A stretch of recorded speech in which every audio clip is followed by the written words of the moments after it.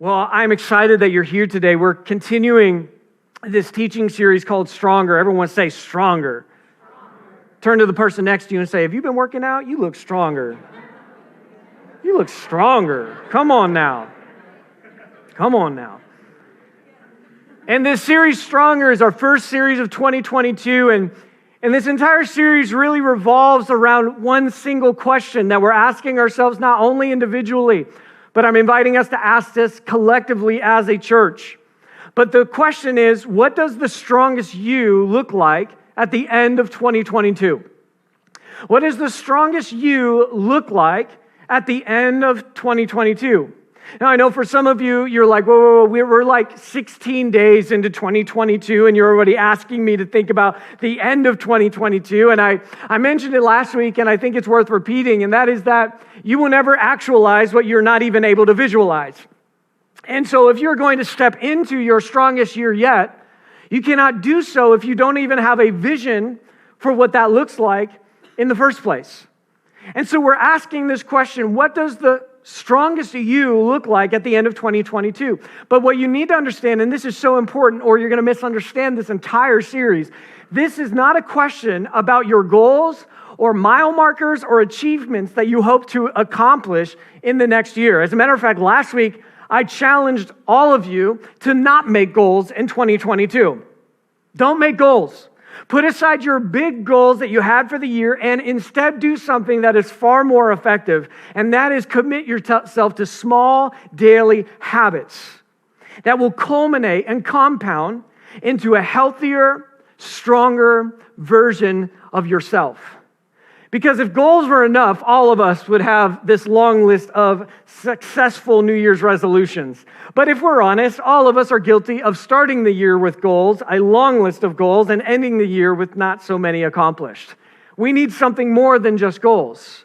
And we tend to overestimate our big goals, but underestimate small, daily, consistent, healthy habits. And so last week we talked a great deal about the power of habit. And I'd encourage you, if you missed it, go on the Canvas app or on our YouTube channel and watch. I believe it's such an important message if this is going to be your strongest year yet. But today I want to talk about something that is even more beneath the power of habit, something that I think is even more important than anything we could ever talk about, and that is ultimately the power of identity. Last week we talked about the power of habit. Today I want to talk about the power of identity. This is not going to be your stereotypical New Year's teaching series in a church that's all about like, go accomplish the impossible, go accomplish your great goals. There's nothing wrong with those teaching series. But at the end of the day, we can talk all we want about our big goals and impossible dreams. But if we don't get the power of habits and the power of our identity in the right place, then really we're going to struggle to ever accomplish anything that we set out to accomplish. As a matter of fact, I love what James Clear, the author of Atomic Habits, he said this. He said, the ultimate form of intrinsic motivation is when a habit becomes a part of your identity.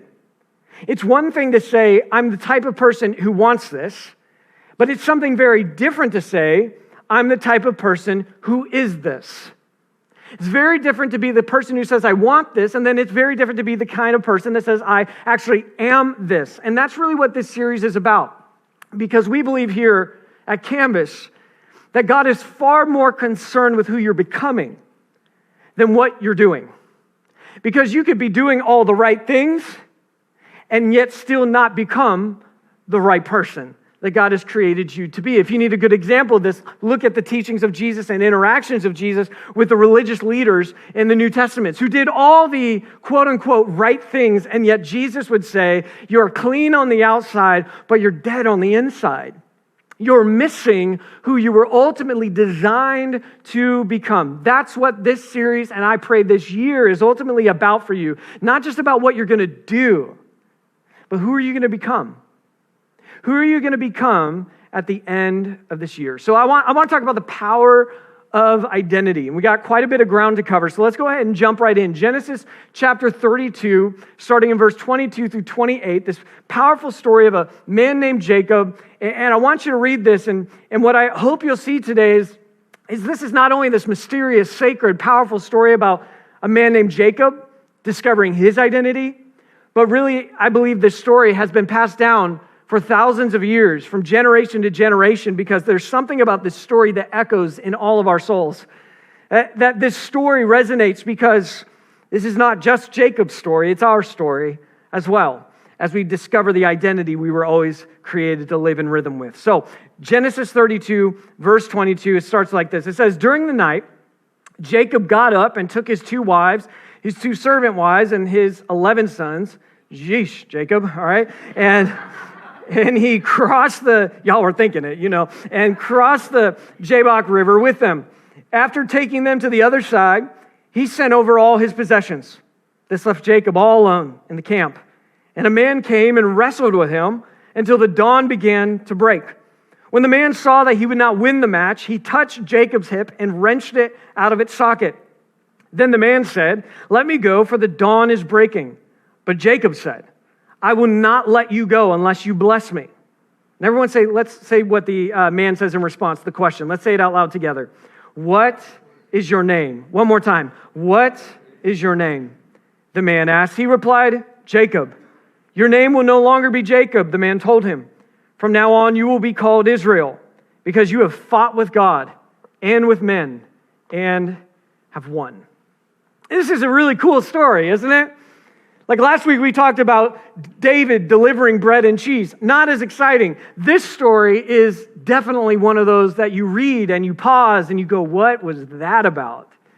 And it's important that you understand what's going on in this story in Genesis 32.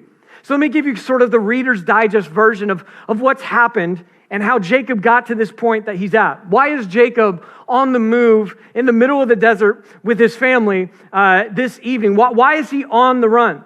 Well, long story short, Jacob had deceived his father and his brother in order to steal the birthright of his older brother Esau. Now, that might not sound like a big deal. I didn't hear anybody gasp in horror when I just said that. And it's because likely you don't know exactly what that means. That's fine. But in short, the birthright was like the blessing. It was the resources. It was sort of this, it was something that belonged typically to every firstborn son and belonged only to them. But Jacob, tricking his blind dad, I mean, it's cold to trick anybody and to trick your dad, but he tricked his blind dad into believing that he was Esau, his brother, instead of Jacob, and in turn, he stole the birthright of Esau. So naturally, Esau wasn't too happy about that. Jacob's family had more drama than the Kardashians. And so as a result of Jacob stealing the birthright of Esau, Esau decided he was going to seek out Jacob in order to kill him. Some of you think you have bad sibling relationships. Maybe it's not quite on this level, right? But there's drama going on. And so as a result of Esau wanting to kill Jacob because Jacob stole the birthright, deceiving his father, Jacob and his family go out on the run. But you need to understand that as this drama unfolds and this story of Jacob unfolds, there's more than just Jacob running from his brother Esau. There's something else kind of underneath the surface that's actually happening. Something that all of us can probably relate to on some existential level. And that is that Jacob was not only really running from his failure, but Jacob was trying to outrun his identity. That Jacob was trying to outrun this identity. And what was his identity? Well, it was proclaimed over his life the first moments that he was born, when he was given his name by his parents. And his name was Jacob. And you need to understand that in the ancient world of Jacob, names carried a lot of significance.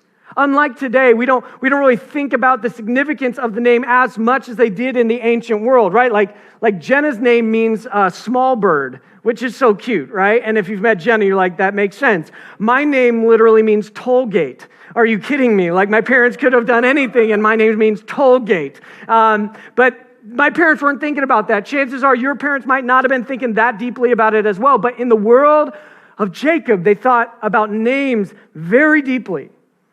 And so Jacob's name, it meant deceiver. Jacob's name meant deceiver.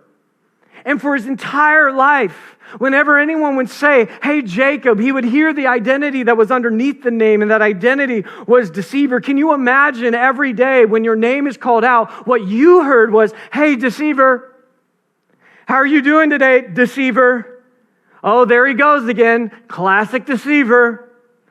This is what Jacob experienced. This was the world that he lived in. And so you get this sense as you understand the story of Jacob, that Jacob was not only trying to outrun his brother, but Jacob even more was trying to outrun this identity that had been declared over his life. Now, while on the run, Jacob mysteriously has this wrestling match with a man, just out of nowhere. This man shows up, and you quickly get the sense here that this man was not some ordinary man. You get the sense as you read the story that there was something divine about this being, this man, this person that was wrestling Jacob. And you get the sense that Jacob knew that he was not just wrestling some man in the middle of the night in the desert. But you also get the sense that Jacob refuses to give up. He refuses to give in, because Jacob is desperate for something new. You get this sense that Jacob refuses to give up and refuses to give in because Jacob is aware that something is at stake in this moment that he finds himself in. You get the sense that Jacob, no matter what, was not going to quit in this wrestling match. And I wonder if some of you today, like you can relate to Jacob on some level. Not that like last night in the middle of the night you were wrestling somebody, but maybe in your heart and maybe in your soul, you can identify very much so with this wrestling match, this existential wrestling match that Jacob was having. That you can relate to Jacob when it comes to trying to outrun an identity that maybe somebody else has given you. That you can relate to this goal of trying to outrun an identity that you have, maybe not because of what somebody gave you, but maybe because an identity you carry because of a failure in your life. Maybe an identity that you carry because of abuse that you experienced. Maybe an identity that you carry because of a word that someone like said in your life. Have you ever had a moment that it was spoken to you when you were like 5 and yet it still plays in your mind like it happened yesterday? I mean, maybe for some of you, it's that you're trying to outrun. And so you can relate to Jacob, who is trying to outrun this identity. But what we see through the life of Jacob, and what I would hope to remind you of today, is that if you are carrying a broken or false identity, a new job won't change it. More money won't heal it.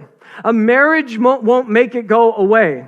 See, a lot of the times, I believe we set these exterior goals because we believe exterior change will bring about interior hope, interior transformation. If I just get this, then finally I can step into who I was always meant to be. And I just want to kind of bust that myth for you today. And that is that exterior means will not heal interior identity crises. And so maybe some of you, you're in this marathon, just hoping to outrun the identity you have. And so you can relate to Jacob. And then maybe for others, the picture of wrestling with God, ooh, that resonates. I mean, if you haven't wrestled with God in the last 2 years, I don't know if you're paying attention. I don't know if you're being honest, right? Because the last 2 years has been excruciating. The last 2 years has brought to the surface things that maybe were dormant for some time, things that you thought were healed, and then things happen and you realize you're not as healed as you thought you were. Because looking healed and being healed are two very different things. And so maybe for some of you, you have been wrestling with God. You've been wrestling with God because of a job opportunity that didn't take place, a marriage that ended, an engagement that didn't happen. Maybe you've been wrestling with God because a dream has never materialized. Maybe you've been wrestling with God because what you've seen from people who say they're followers of God seems inconsistent with the God that you've seen in the teachings of Jesus. And there's so much dissonance and you're wondering, is this really what God is like as you look at the world around you? And so you've wrestled with God these last couple years. See, you can relate to Jacob more than you probably thought when you first read this story. But you also get this sense that Jacob, the dude is at the end of his rope. He's wrestling with a divine being, and the divine being has to say, uncle. Right? Like the divine being has to say, okay, like this dude's not letting up. There's this sense of desperation that I think you only see in your life when you're at the end of your rope. So I kind of see that Jacob is at the end of his rope. I've heard it said that until the pain of staying the same is greater than the pain of change, you will never actually transform in your life. Like you have to get to the point where the pain of staying the same is greater than the pain of change if you're ever going to step into this like new version of yourself and actually experience transformation. And so you get this sense that Jacob is at this point where he's like, the pain of staying in this identity and living in this identity and living on the run, the pain of staying in this place is far too much for me to bear. It is far greater than the pain of change. So as I wrestle with this divine being, I am not letting go because I'm at the end of my rope. Are you at the end of your rope this morning? Some of you may feel like you're at the end of your rope, and I want to encourage you that perhaps you thought that's the worst place to be, but maybe that is the best place for you to be. Because when you come to the end of your strength, that's where God's strength can really begin. That God's strength can really be shown and seen and experienced in your life.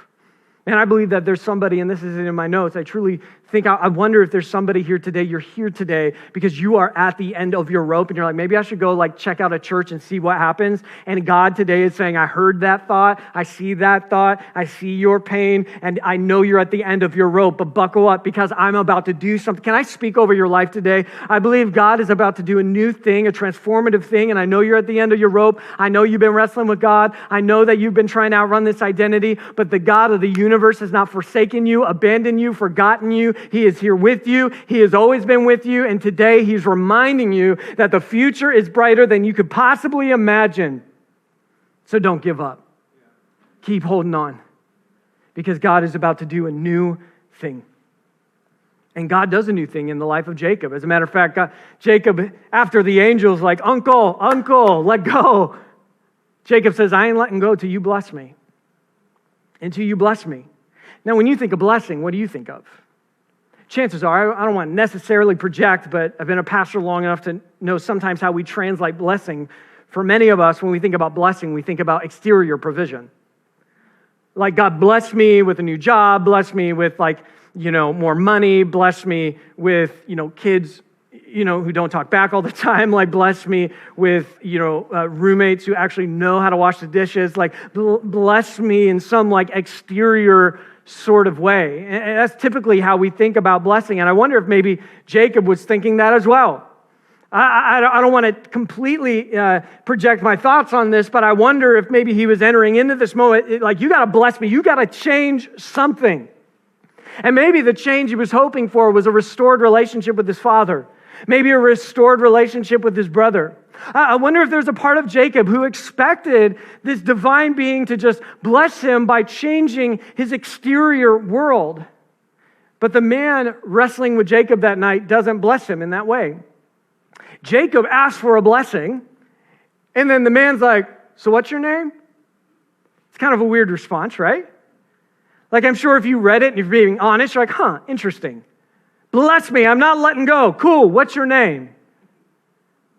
It's not the response that he thought, but it would lead to the blessing that Jacob always needed. Come on, I feel like someone in here, you need to know that there are times that God will respond to your needs and your requests, and his response won't look or sound the way you thought it would, but it's exactly what you needed. Come on, we talk all the time, or I hear all the time people go like, why doesn't God answer my prayers? And that's a struggle where we feel like God isn't hearing us or responding to us, and that's real. That's a struggle. But what about the struggle when God actually does respond and you sense God's responding, but his response looks nothing like you thought it would? Or what about when God responds and it doesn't look at all like you wanted it to look? Right? So you come to God and you're like, God, give me the promotion for my job. And then you lose your job. But I wonder if any of us can relate to the reality that sometimes, even when God's responses and provision doesn't look like we thought it would or the way we would want it to look at that moment, sometimes in those moments, those are the greatest blessings. Have you ever had the moment you prayed for the promotion, then you lost your job, and in the moment it was the worst thing, and then a year or two later it was the best thing? Because losing your job, that door shutting, forced you to go knock on doors you otherwise would not have knocked on? You know, sometimes God loves us so much not to give us what we want, but to give us what we need. That's just called being a good father. A good father that sees beyond where you are in the moment and sees where you are down the road, and he knows exactly your needs even if you don't, and loves you enough to give you those needs even when they don't always match your immediate wants. And so Jacob is like, you need to bless me. And the man asks him his name, to which Jacob responds. Gosh, you could just imagine how Jacob responds. If there was anything he didn't want to talk about, it was probably his name, right? Like, you bless me. What's your name? Oh, I didn't want to go there. Not again. Not again. And man, I'm giving you a lot of freebies today. See, I think you need to understand that in your life, if you want to experience transformation in your life, sometimes the first place you need to lean into is the last place you want to go. That area of your life that you've been trying to avoid, that you've been trying to ignore, that you've been trying to pretend you're healed in, if you want to experience the transformation that God wants to do in your life, sometimes the first place you need to go is the last place you want to go. Because that's where God's meeting you to do the interior work that needs to happen in your identity and in your life. And so the angel, he goes, what's your name? Let's start there. And you could imagine Jacob. It's Jacob. So come again, I didn't hear you. It's Jacob. Did you hear that? Divine wrestling man. It's Jacob, deceiver. You already knew that. And then you got to love how the angel responds. He says, no. See, you're wrong. Your name is no longer Jacob. From now on, you will be called Israel because you have fought with God and with men and have won. This moment would forever change the trajectory of Jacob, now Israel's life. And how did God change his life? And all of this work walking through this text comes to this very important point. He changed Jacob's life not by changing the world around him, but by first changing the world within him.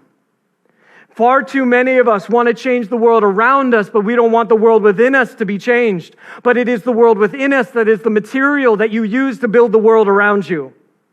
And so God goes right to the interior you, the real you inside of you. Some people are like, how do we define the soul? I would say your soul is the real you inside of you. And God goes there first.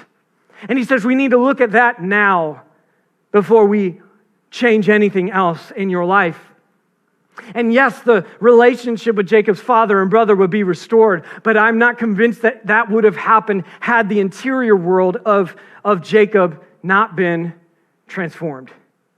Man, it's almost like God took Jacob, who was operating with this broken, depraved, virus-filled operating system of Windows, and in that moment, he replaced Jacob's OS with the true, holy, anointed, perfect operating system of Apple. Can I get an amen on that? Come on, somebody.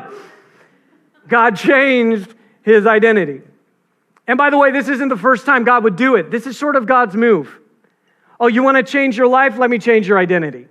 It's kind of what God does.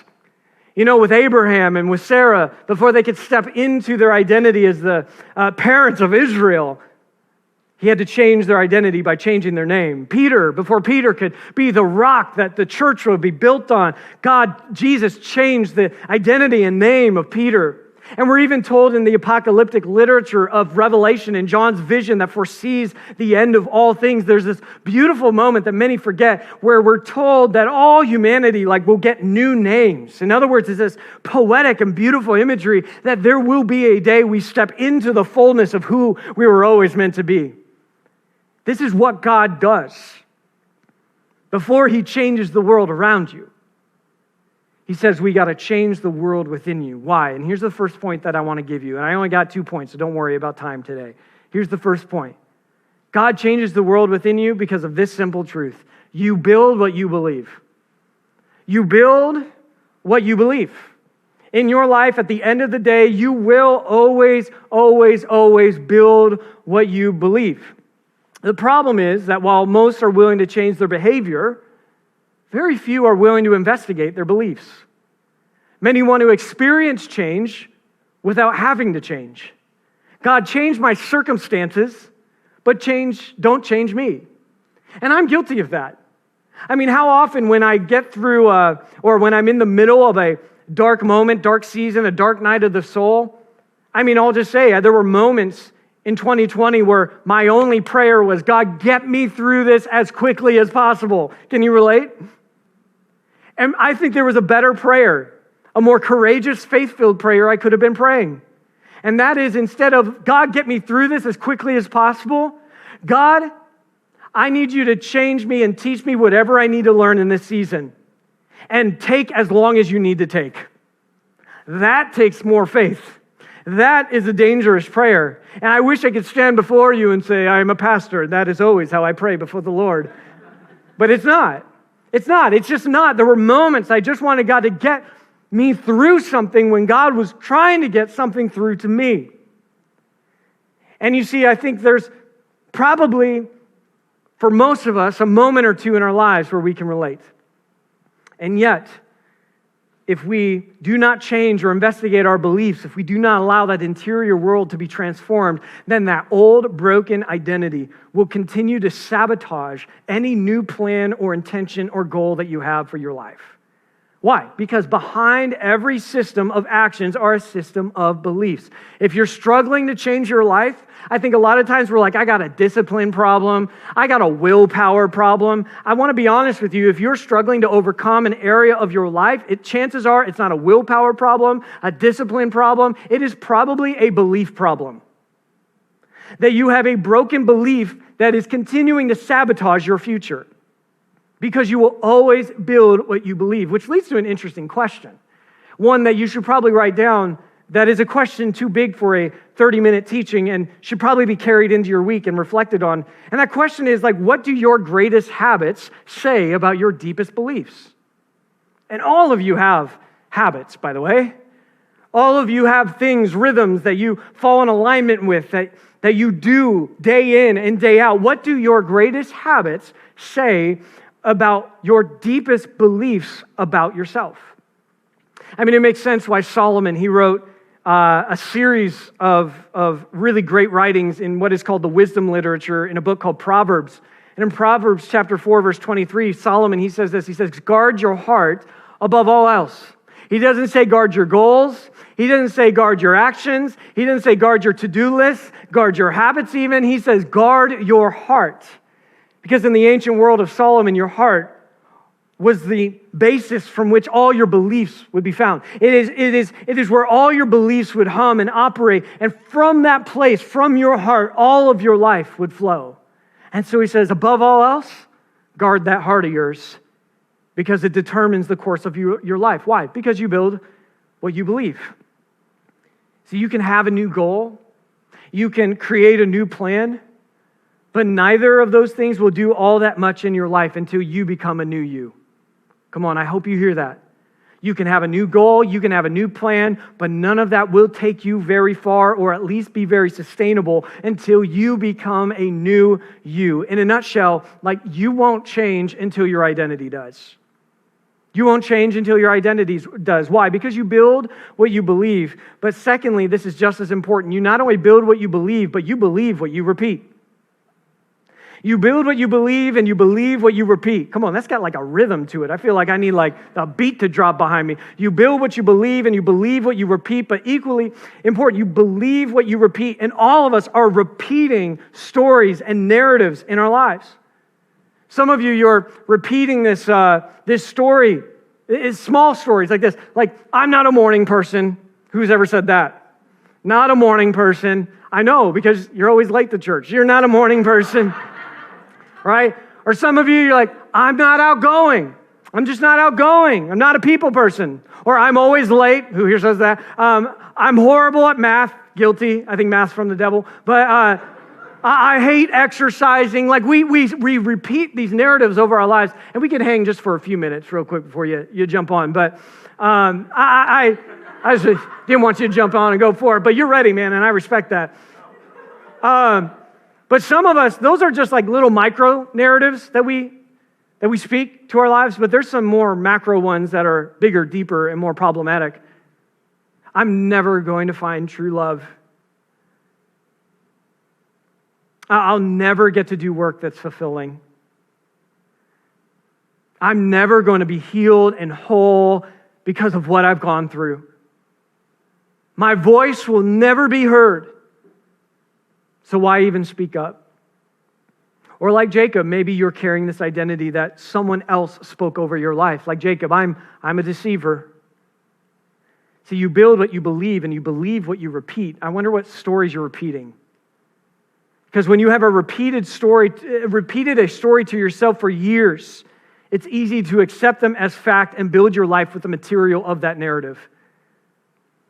And this means that if 2022 is going to be your strongest year ever, it will likely not only require you learning a new identity, it will also require you unlearning an old one.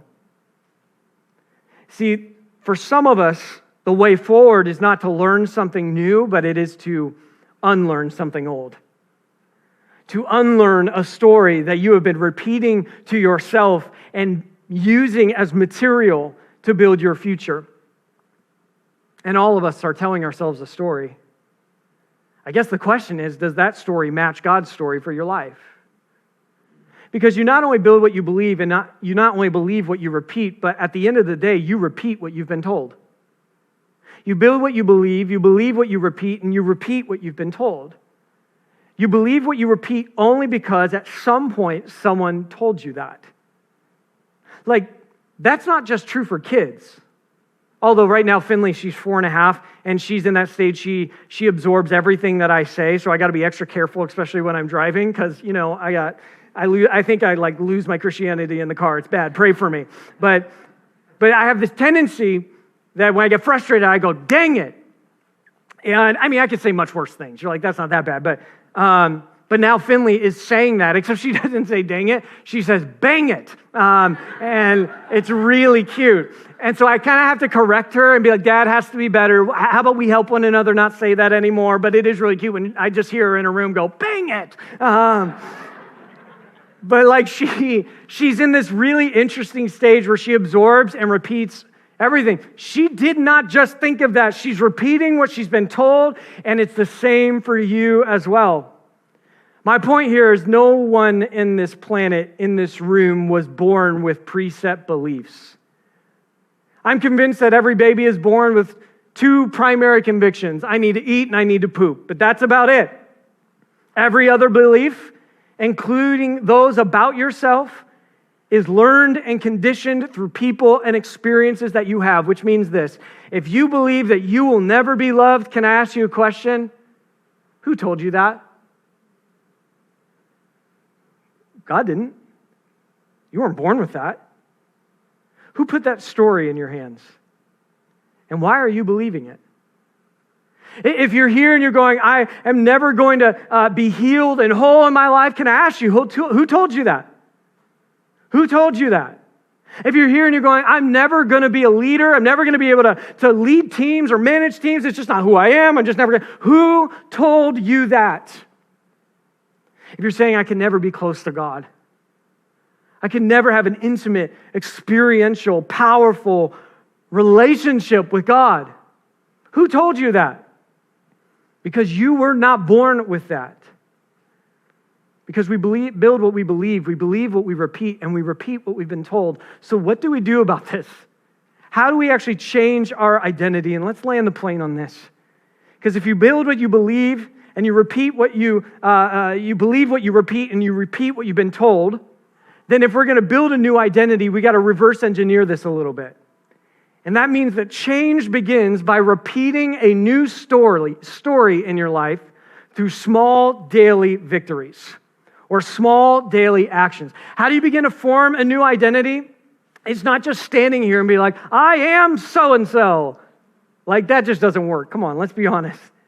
But you begin to form a new identity when you begin to repeat a new story in your life through daily actions and daily evidence in your life. Let me put it this way.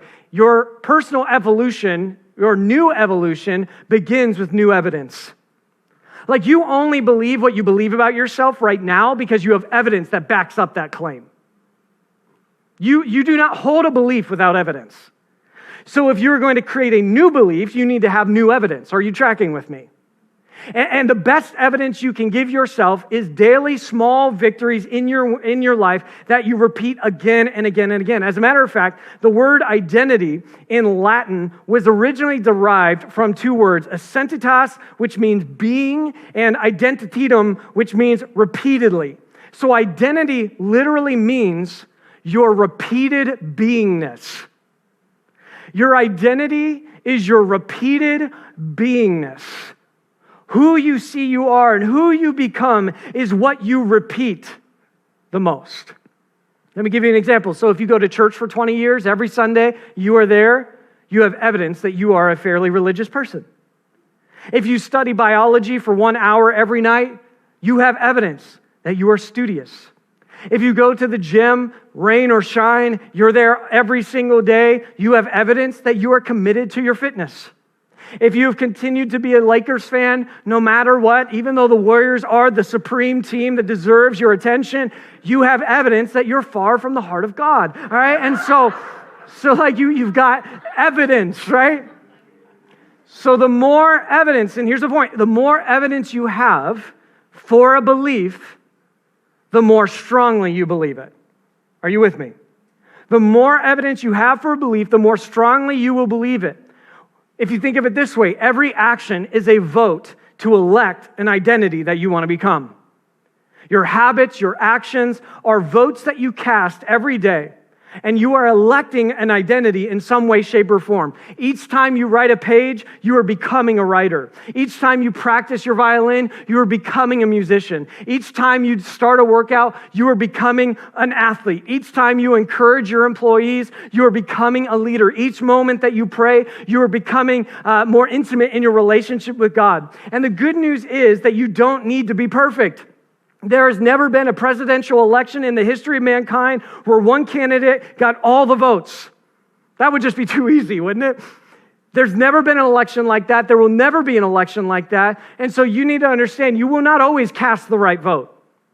But your goal is to cast the majority towards the identity you want to become, in order to elect who it is that God has called you and created you to be. Old identities were built through repetition, and new identities will be built the same way.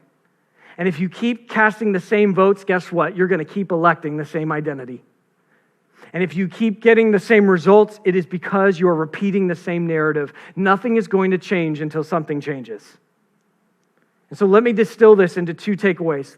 If you're taking notes, 2 things I want to encourage you to consider. First is this: you got to embrace the vision of who you want to become. You got to actually begin to see it. You can't actualize what you don't visualize. So you got to begin to see it. Who do I want to become? Who is it that God's created me to be? And then secondly, you need to prove it to yourself with repeated small wins. You got to begin casting votes every day. You got to gather new evidence for the new you that you want to become. But here's the catch. And now, Dan, if you want to play. But here's the catch. And I'll end it this way. This is so important. In the story of Jacob, Jacob did not just sit there and come up with his identity. He didn't read a joke book.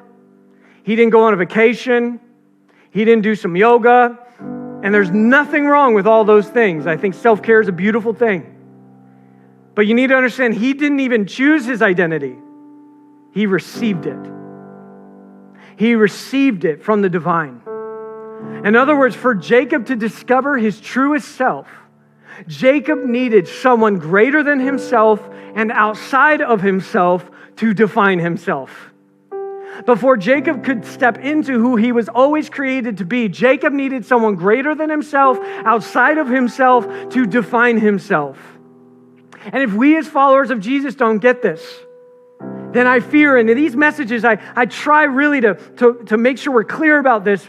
I fear that we're going to run the risk if we think that our identity is just something that I'm just going to it's all in my power. It's all my deciding. It's all my choice. My fear is that we are running the risk of being duped by post-enlightenment and individualistic philosophy. And you will fall short of ultimately who you were created to be. And I know for some that might be actually an offensive thing to say, but I need you to hear me out. Since the Enlightenment, and if you don't know, we are all children of the Enlightenment. And since the Enlightenment, people have stopped asking, who are we? Before the Enlightenment, that was sort of the question. Who are we? Like as a tribe, as a people, as a community, who are we? And since the Enlightenment, we stopped asking, who are we? And we started asking, who am I? Since the humanity has been on a search for one's personal identity, since that moment of the Enlightenment, seeing it as the most important question about ourselves. Who am I? Which I'm not saying it's not arguably one of the most important questions. But the belief since then has been that finding your identity is something that only you can do. That it is a solo journey just for you.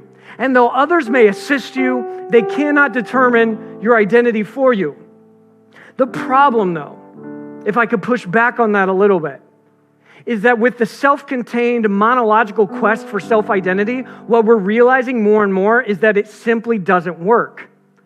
I mean, even later Enlightenment thinkers, such as philosopher Johann Herder said that humans are incapable of understanding themselves without a reference point outside of themselves.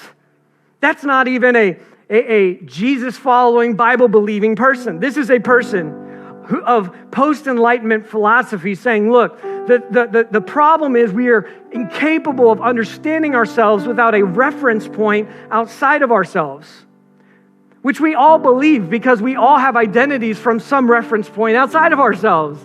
So even if you disagree, your life disagrees with you because you did not come to the belief about yourself on your own, but a reference point. So the question is not, will you have a reference point that you use to identify yourself, but which reference point is it? And does that reference point have the authority to define you?